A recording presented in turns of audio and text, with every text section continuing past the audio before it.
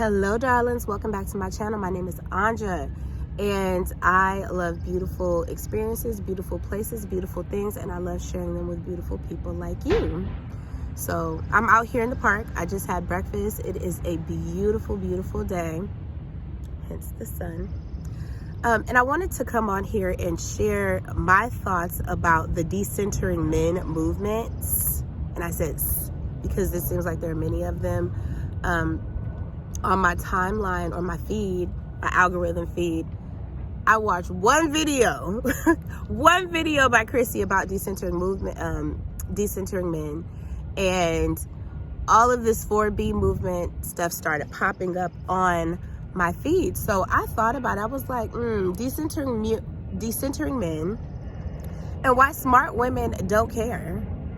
Smart women do not care, and I'm going to share with my points or my viewpoints in 4 main bullet points about why smart women should not care about decentering men and all of the movements that are going on out there. Point number 1, smart women do not need a movement to tell them how to live their best lives. Smart women are too busy actually living their best lives, whether a man is the focus or desire of it or not. There have been a million movements out there, and I feel like now with social media, there is a movement, at least 3 movements every quarter. At least 3 movements a quarter. So it could be, okay, we got the hypergamy movement, we have the luxury movement, we have this movement, we have that movement, and it seems to change rapidly. So smart women know and understand that movements are like every quarter, and they don't need to pair and group themselves with a mindset that may be very, very temporary for where they're at. You have the trad wife movement, and you have the anti-trad wife movement, and then you have the movement to counter the ad wife, trad wife movement. It's too much, and it's ridiculous. It's a lot of groupthink also. Point number 2, and this goes hand in hand with point number 1. Be careful and cautious of the things that you speak out of your mouth. And if you're having a movement every quarter, and so just say, for instance, January, I don't want a man, I don't want to be bothered with men, I don't even want to look at men. And then May, it's like, oh gosh, I desire a man. All of those things that you spoke out of your mouth in January are still working to come into fruition for May, so that by the time you change your desires and intentions for May, it goes up in the air because your words had already gone out before you. They had already made room for you. So then you're sitting back and you're wondering, like, well, why is nobody looking at me? Why is nobody talking to me? Why do I have this energy? Because you already exuded it by the movement that you decided to kind of be a part of back in January. Our words are powerful. Our words create worlds. So if you are living the best life that you possibly wanted, it's probably because you spoke it into existence and you really did the things to make it happen. And if you're not, and there are things that you want to improve about your life, and start speaking the things that you truly desire to see. So if you feel like there are no men who ever ask you out on a date, or there are no men who seem viable for you, speak out of your mouth. There is a man for me. There is a man out there who desires me and who I desire, and we can be mutually compatible. Start speaking those things. I understand that it's challenging. I am not into the red pill, blue pill, 1 fish, 2 fish, red fish, blue fish. I'm not into any of that, but because I watched a couple of videos, they've come across my path, and I understand it. It's a lot of toxicity from very broken people out there who are spewing broken things, and they're loud about it. They're so loud about it. So it feels like a personal attack, but when in reality, it's really not. They are saying something that's so general based on their experience and their perception of something, and it has absolutely nothing to do with you. So be careful about the movements that we choose to align ourselves with. Be careful about the words that we say, and be careful about the intentions that we choose to take on, because just because someone says something does not mean that you have to be in agreement with it.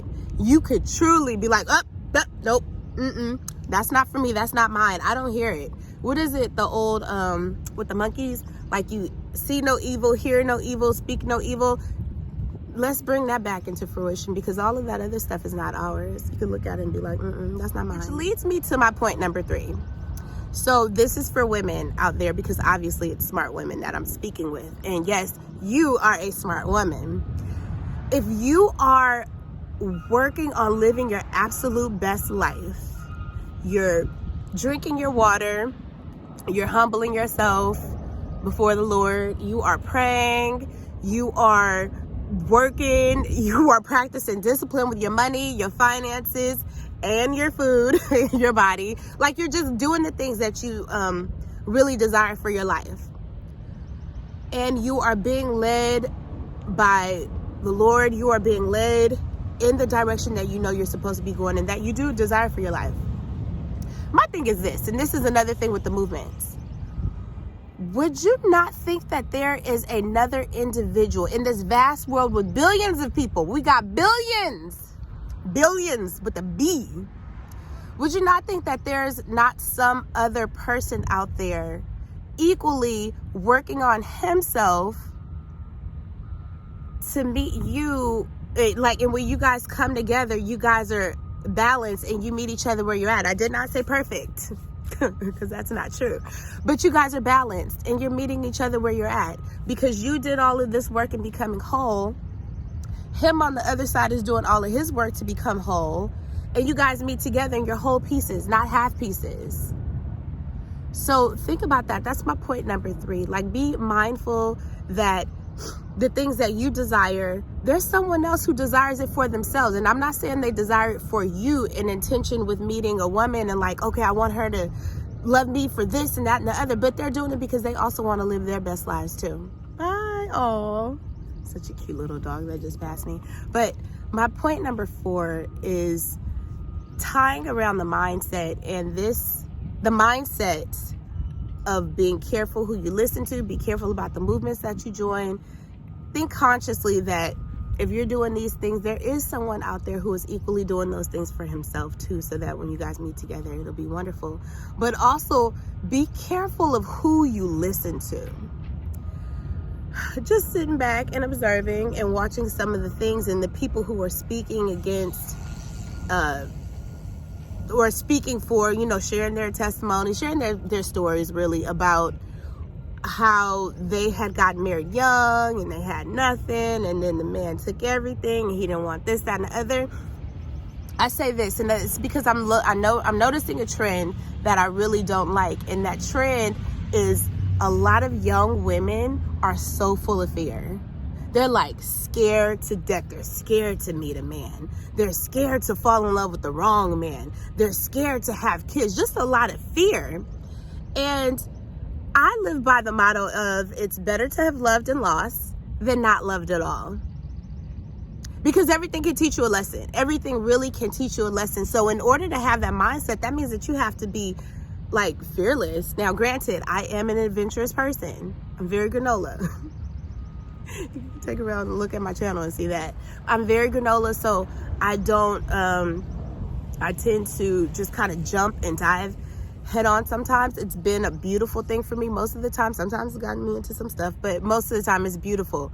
But when it comes to relationships, I can say that there is not one relationship that I've been in that did not teach me something beautiful, that I didn't get a chance to see some things in myself that's like, I want to change that. Or that really actually helped me to become a better person. It all goes hand in hand. It's like, okay, I want that. So you won't have that if you choose to stay away from opportunities and whether it's friendships. Now, and I'm not saying give all of yourself and share and keep nothing for you, because there's balance. And that's one of the things too that goes back into it. We have to put balance back in the center of things. But don't be scared to live out there. And I see a lot of the older women who are saying this to the younger women, but they had their marriages. It wasn't all bad. Otherwise, I'm sure you would have either not entered it at all or left way longer. And I doubt you probably would have had kids.